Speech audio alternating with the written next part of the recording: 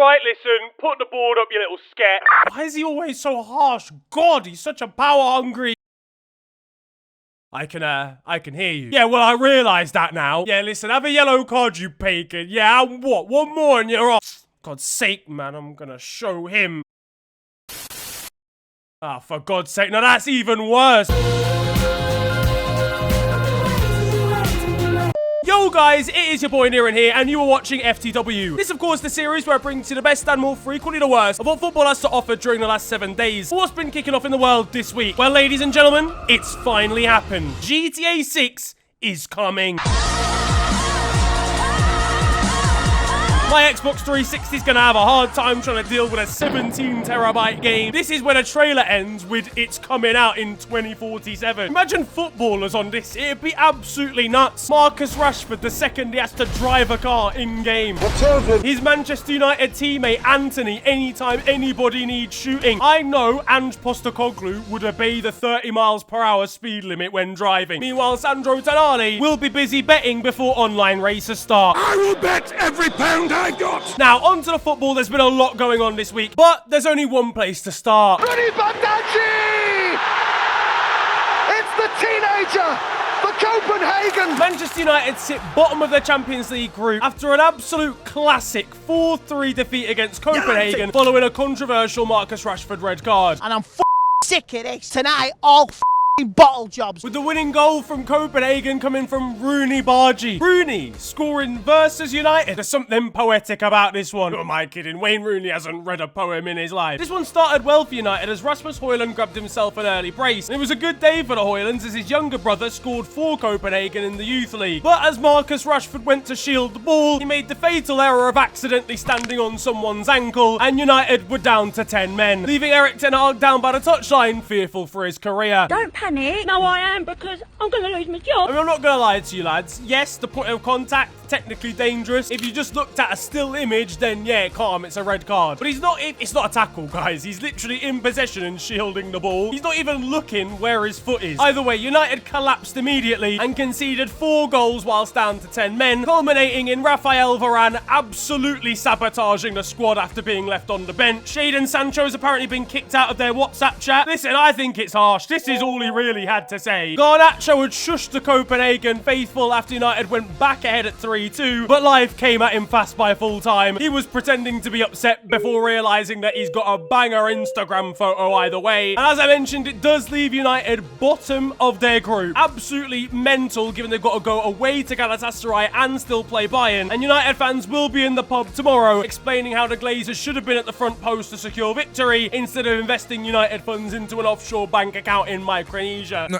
I promise, like, and even it's been a weird these past few months. Yeah. Next up, and I made a video about this already that you can check out here, we had an absolutely mental London derby. I'm sorry, but this game made absolutely no sense whatsoever. After a first half with 4 disallowed goals, 6 VAR checks, 2 goals and a red, Spurs lost 4-1, down to 9 men after the worst hat-trick of all time. Bro, there's more chance of Michael Jackson scoring a hat-trick than him, blood. You know that way there. Waxing. Arsenal fans were delighted, realising Tottenham couldn't get an invincible season before realising that they couldn't either. This wasn't even Barclays football. This was even further. This was the Bundesliga. The drama really all started after the first goal, when Udogie avoided a red, Heung-min Son and Sterling had goals disallowed, and Caicedo had a VAR check that led to a penalty and a Romero red. Mike Dean's phone was the temperature of the sun. Jose Mourinho was watching his former clubs with the popcorn out. Van der Veen and Maddison got injured for Tottenham, and Heung-min Son was organising alternate plans for the winter, given all his teammates are now out. Have they even got any players left? We're going to be seeing Ange himself running in behind next week. Here we have the Australian manager catching Udogie in training. You don't have to, so you can never make it. Meanwhile, Romero was surprised to see the Spurs left back join him in the physio room 60 minutes into the match. Hello.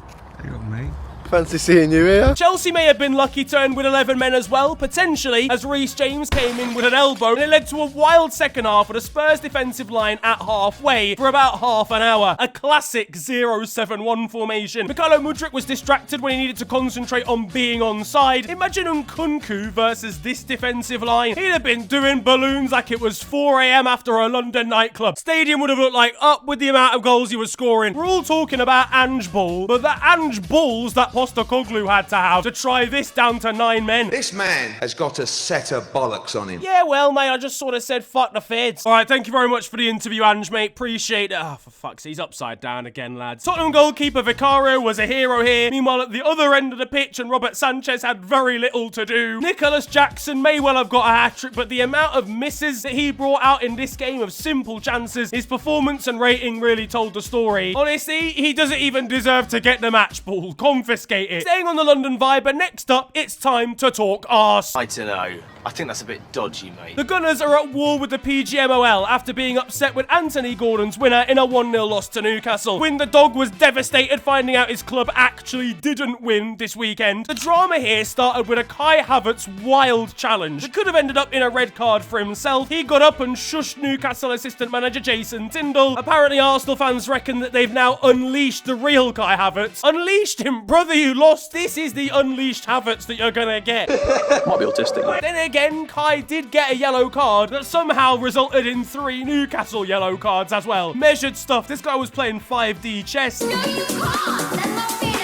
Anyway, on to the goal, and Joe Willock stretches to keep the ball in play, except on the replay, it doesn't look like he has. The ball's crossed in, Gabriel's pushed, plus a potential offside. None were given, though, a Newcastle lead. Now, the ball might be in, but it also might not be. Just because there's a bit of grass showing from this angle doesn't mean the ball isn't overhanging across the line still. So that decision I can understand, but the push on the back of the head, Gabriel a little bit soft, but you can't do that, really. And the offside, I mean, listen, fuck knows, nobody else seems to know. But for Arsenal, it was probably unlucky for it to still stand. Mikel Arteta went full Karen mode. Arsenal released a statement saying they're going to collect every decision that's gone against them, but will they also collect every decision that's been wrong that's gone in their favour? Because when it was in Arteta's favour, he was saying that mistakes happen, but now it's suddenly a disgrace. Look, Liverpool did this and tried to say that refereeing standards were a joke, and everyone else in the league said we were just crying about it. Well, I have to say, you're not laughing now, are you? Either everyone's got to stand up to the PGMOL, whether it's for or against you, or you've just got to be quiet. So in this situation, what a win for Arsenal. Jamal Lascelles was not happy with Jorginho after the Italian refused to shake his hand, but honestly, even if he had shaken it, it would have been pretty tense after the game that had just happened. I want to shake his hand! Back to the Champions League now, and Man City dispatched of young boys easily with a 3-1 victory. Before the game, TNT Sports Rio Ferdinand was celebrating his birthday at the Etihad, and City got him a special cake for the occasion. He wasn't impressed, but he got a cake before Yaya Toure. The Ivorian's going to be applying yet more juju to Pep Guardiola's head top. Young boys as Mo Kamara asked for Erling Haaland's shirt at half-time, which should result in a yellow card. I don't even care. Haaland, an absolute disgrace, scored yet another tap-in from 20 yards here. After Didier Drogba challenged him to celebrate like the Ivorian or like Gary Lineker, Erling Haaland made his choice. Meanwhile, part-time footballer Calvin Phillips made an appearance today. Pep bringing on Calvin Phillips is like his finisher move. It's disrespectful to the opponent, though he will be on his knees when young boys somehow come back to win 4-3 after the sub. Meanwhile, Jack Grealish had some profound words at full time. Jack, you alright?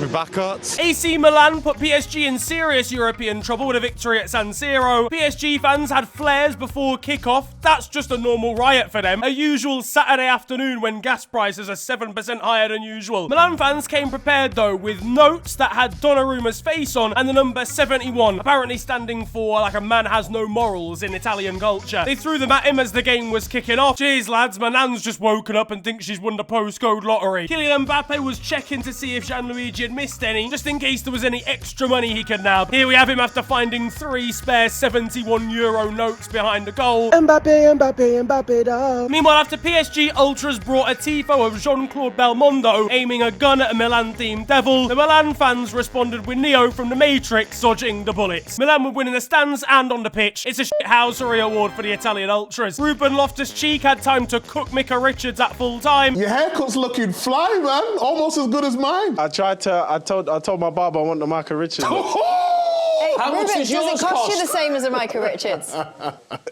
Because you have to spray the hairline.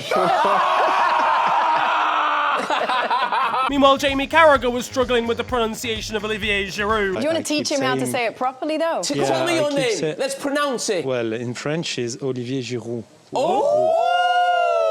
Olivier Giroud. No, a bit too much on the R. No need to do r. Using a little bit too much spit there with the French pronunciation, but then again, Jamie Carragher's used to that. Olivier Giroud.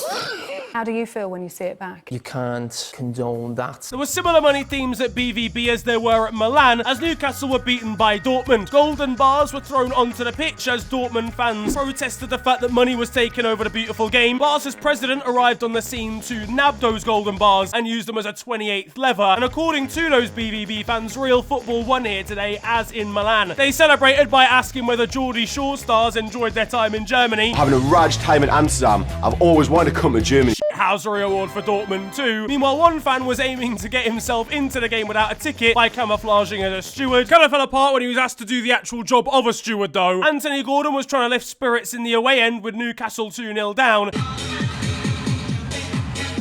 Meanwhile, this group is absolute box office. But with Newcastle bottom of it, rubbing your eyes is going to reveal something very different to the Champions League badge. Barcelona was shockingly defeated by Shakhtar Donetsk in convincing fashion. 1-0 the score here, but only one shot on target for Barca. Their attacking ratings were an absolute joke, and these lot were absolutely stinking. Again, a hell of a lot of injuries for them to cope with, but still, Lewandowski was not concentrating as Barcelona started a counter-attack.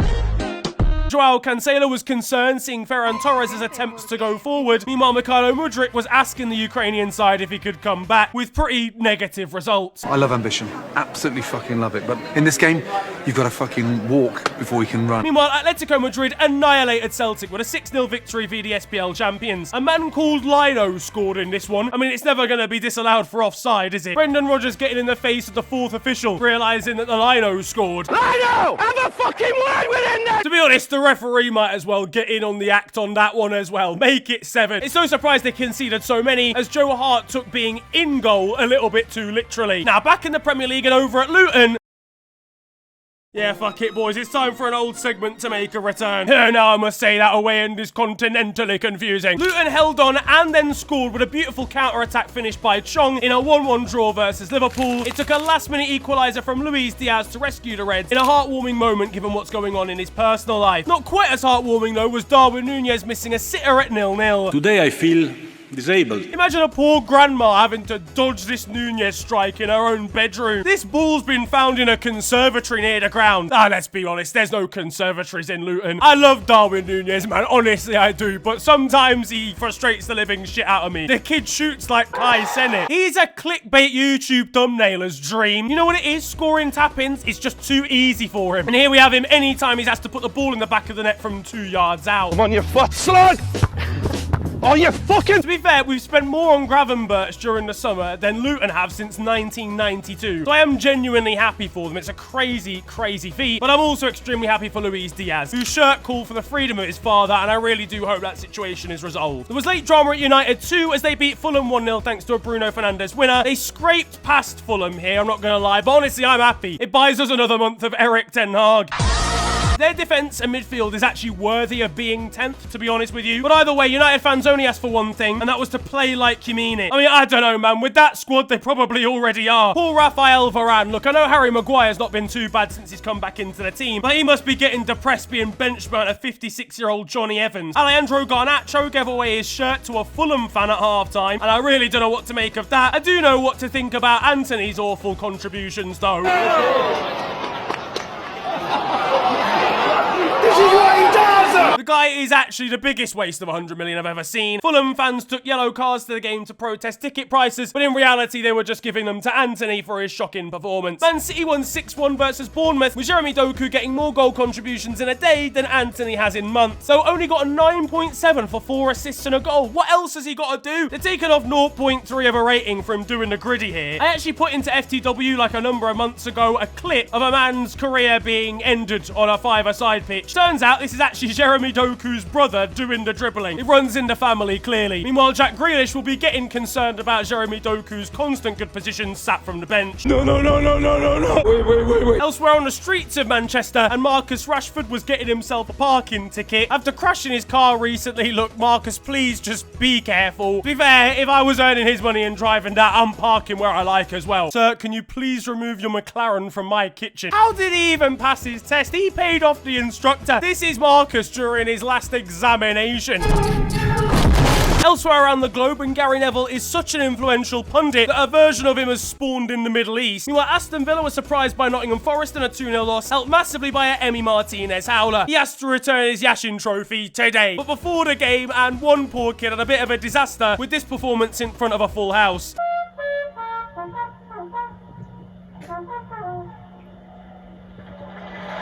Aye, listen, Forest assistant manager was fighting for his life not to laugh here. The poor kid was distraught after things didn't go how he planned, but it has been organised that he'll meet, like, Forest's boss and some of their team. I'm sure that'll make him feel better. Don't worry, little G, the pressure gets the best of us all the time. You'll slap it for your next performance. Thierry Henry and David Beckham seem to have a disagreement over a packet of crisps this week. Look, listen, let him comfort eat, man. He's mourning the loss of Kate Abdo. Arsenal's under-18s had a game postponed this week, but not for the usual reason. That's because their coach travelled to Bournemouth instead of where they were actually meant to go, in Brighton. The coach driver put B into the sat-nav and said, yeah, nah, that'll do, mate. Meanwhile, elsewhere in Arsenal news, and Thomas Partey will apparently be out till the end of the calendar year with injury. This man genuinely injured himself at his own gender reveal. Meanwhile, Billie Eilish has got a new haircut this week, and I'm not entirely sure why her trim now looks like a man of the match performance heat map. Over in Germany, and Bayern Munich faced off against Dortmund in the Klassiker, and it was a pretty simple victory for Bayern, yet again slapping their rivals 4-0. And Harry Kane once more scored himself a hat-trick here, back-to-back. He is tearing the Bundesliga up at the moment. There's the revelation, though, that Harry Kane's currently living in a hotel at the moment, a £10,000 a night stay as well. Thomas Muller joked about the amount of match balls he's going to have to fit into that room, but honestly, this hotel bill must be crazy. Harold was excited when he realised they've got suites down on room service. Let's go! Poor guy's in for a shock, though, when he Googles how to tell the kitchen that he's got a food intolerance.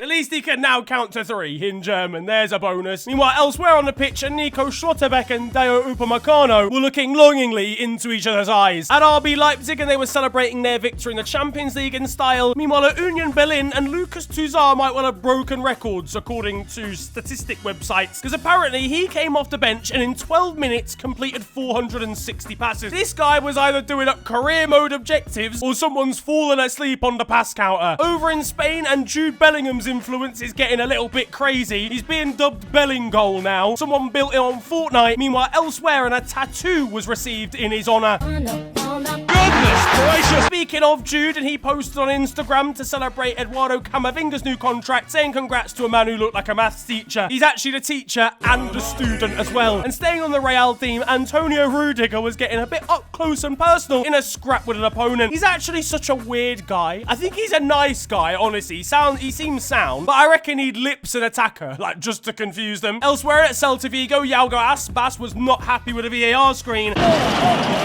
And when we flip to the alternate angle, it's easy to understand why he was frustrated at what was being shown. No need to remind me of that corner. La Liga have announced they're going to be doing a mascot Olympics this week. Personally, I would like tickets to that immediately. In the cup competitions, though, and Granada have been kicked out of the Copa del Rey after they fielded an ineligible goalkeeper who they failed to register when the tournament first started. Their lower league opponents have won via forfeit, but Alaves didn't make the same mistake against lesser-known opposition as they beat the lowest-ranked side in the competition 10-0. Now there is time for your goals of the week, and first of all, we start in India, and we start off at Aizawl FC. Take a bow, Romin Tanga, with this sensational strike from long range. Sometimes we need to take the context into account with a great goal, and that's exactly what we're doing in Mexico for San Luis, where Vilal Pando has unleashed a ridiculous strike that satisfyingly goes in off the crossbar in the 90th minute. And finally, in Sweden, take a bow, Sophie Horneman of Brøndby Women. With the ball flicking up into the air, she brought out a sensational scorpion kick to loop over the goalkeeper. Now, though, in Italy, and speaking of big goals, Romelu Lukaku saved his Roma side with a 94th minute winner. Absolute limbs at Roma as they went into the 90th minute 1-0 down. It's good to see him in his cycle of actually being loved and stuff. Rom, please don't fuck this up. I can't wait for his interview on why we should all love Lazio. Fiorentina fans were allegedly chanting at Dusan Vlahovic with some extremely derogatory stuff about his heritage and about him being Serbian. No, we're not gonna do that, Fiorentina. Prejudice of any kind, whether it be from fans or players alike, needs to be stamped out of the game. He got the last laugh anyway as Juve won 1-0. Meanwhile, Dua Lipa was pictured in a Palermo shirt. You know what? I've always loved that club, innit? I actually always had a soft spot. And down in Serie D, a ridiculous last-minute winner there as a goalkeeper thought he'd been fouled by an opponent. It turns out he'd been knocked over by his own defender. He got up thinking the ref had given a free kick. Turns out he hadn't, and the opponent's striker just slotted it into an empty net.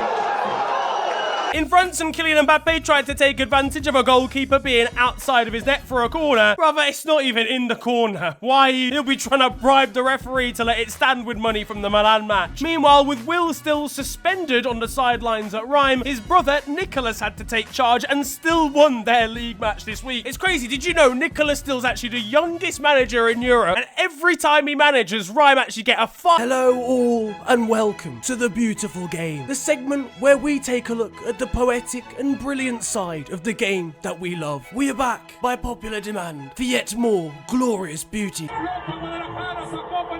Disgusting! And that concludes The Beautiful Game. Now, in South America, and the biggest game in the continent happened this week. The Copa Libertadores, a trophy and a tournament with an unbelievable amount of history and drama that has followed it throughout the years and decades. This time, it was Fluminense of Brazil versus Argentine side Boca Juniors, and Fluminense got their first win in the tournament's history. Former Real left-back Marcelo helping them to victory, but the win was ensured through a thunderbolt from John Kennedy, the most effective John Kennedy shot since 1963. Now, in the build-up to this one, Boca Juniors fans were excited, flooding a beach with yellow and blue, taking over their local train station. One fan even walked 1,500 miles from Argentina to watch the game, but very soon realised that Fluminense were going to have a lot of the ball here. Halfway through the game, two Dons decided to just start scrapping on the halfway line. That's the most Copa Libertadores thing you've ever seen, as John Kennedy was subbed on, scored the winner, and then left, getting sent off 2 minutes later. This Corinthian supporting dog was loving life in the latter stages. Meanwhile, Boca knew it was done as well, with Luis Adventula in tears 15 minutes before the game had even ended. Aiden Ross was left bemused this week, realising that Lionel Messi had in fact outbid him for a house in LA. Why are you surprised? One is the best athlete or best footballer potentially ever, and the other is a man who glosses Andrew Tate's shoes for a living. Pepe scored for Porto in the Champions League at the age of 40. Not bad going for a man who slept in the same bed as his mum till he was 17. Diego Costa was getting aggressive with Gary Medel over in Brazil, though according to the Chilean, and Diego forgot his Colgate this morning. Meanwhile, over in Peru, and Alianza Lima are in a title-deciding match against Universitario. The latter end up winning 2-0 and hence win the league at the stadium of their bitter rivals. And as a response, Alianza Lima switch off all the lights so the fans can't see their rivals celebrating their trophy victory. That level of pettiness we all enjoy. It's a shithousery award. At Flamengo, and look, it's all good celebrating, but we don't need to slap each other's hands this much, clearly. In Norway and at Rosenborg, Ollie Sater was sent off against Molde. He decided he could still be of use by jumping into the crowd, grabbing a flare, and becoming an ultra. In the Malaysian Cup final, there's ways of wasting time. This one has got to be a new one. Rolling off the stretcher on purpose. Oh, God, my knee. You rolled off the stretcher, It's the bruv. left I'm not one getting as paid well. enough for this. Nuno Espirito Santo has been sacked at Al Ittihad over in Saudi Arabia. Nothing to say really about this apart from that just stinks. They lost to a team in Iraq in the Asian Champions League. We've got one Al Ittihad player being held on to here, and it was like watching a YouTube boxing fight. In Northern Ireland, and how about this? Some record-breaking stuff, as we have an incredible penalty shootout that ended 17-18 to Ballymena United, beating Coleraine with a total of 44 penalties taken, in it for the long haul. Now there is time for the moment you've all been waiting for, because over in Romania, and these lot play football no matter what the conditions are, including down in the 3rd division, where rain was heavy enough to completely submerge one of the corners and ended with players celebrating by jumping into their nearest swimming pool. Nothing will get in their way, and nothing is standing in the way of Emil Heskey's sons, as both of them, Jaden and Regan, featured for Man City versus Young Boys in UEFA Youth League, with Regan, aged 15, scoring on his debut. Heskey is undoubtedly the best player in the game. Next up, and it's been a difficult month for Gary. He's the manager of a local Sunday League team, and has had to contact one of his players about a silly red card, saying that they've once again let the team down. The amount of disappointment in this message. Take a month out, you know. With Sunday League, it's not like you get dropped to the reserves, mate. You've just got to go do your actual job for a month. But crazy scenes between Swindon and Aldershot, a game that ended 7-4, with Aldershot taking shots at Charlie Austin, who apparently put a shot so high it cleared the stadium. Back in Norway and at Tromsø, instead of having the usual child mascots, they decided to invite their elders along to show appreciation to the elderly in the nation. A lovely little touch. In Brazil, and Atletico Paranaense's goalkeepers had an absolute stinker here. What a save!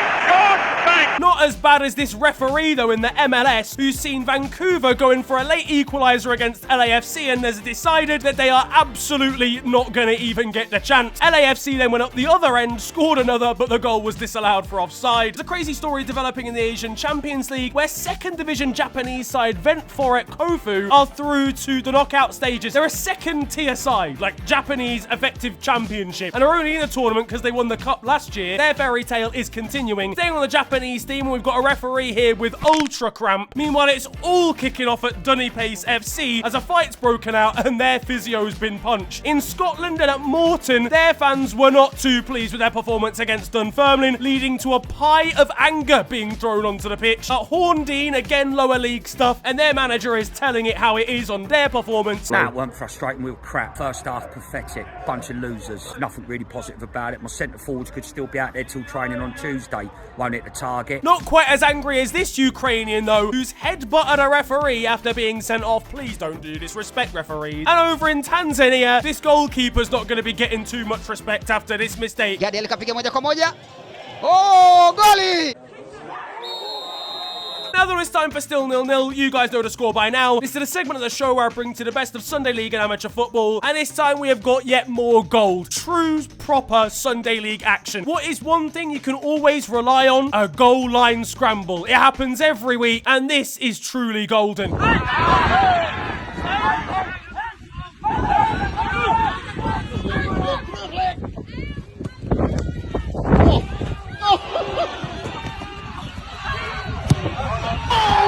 How no one's put this ball in the back of the net will be studied for years to come. On to the weird stuff though now. In the French Cup and 5th tier side, FC Thionville have made a ridiculously long journey in the Coupe de France. Now, because of the fact that France has like colonies away from the mainland in Africa and in Oceania, there are often some very long flights and travel. Well, this is about as long as it gets, with a 32,000-kilometer round trip across the world to face New Caledonian side. I'm not even going to pronounce that name, but it is them. Over in the Czech Republic, and there were mental scenes in the 82nd minute in their 10th tier, as every single player on a side winning 6-2 was yellow carded for taking their shirts off at the same time. And finally, we've got the story of an Ecuadorian who's found incredible glory and joy over in his homeland after being a bricklayer in Europe just a couple of years ago. The 27-year-old funded his coaching badges and also some work experience in Europe at the likes of Real Madrid by being a bricklayer in Europe. Once he'd got the money and once he'd got the qualifications,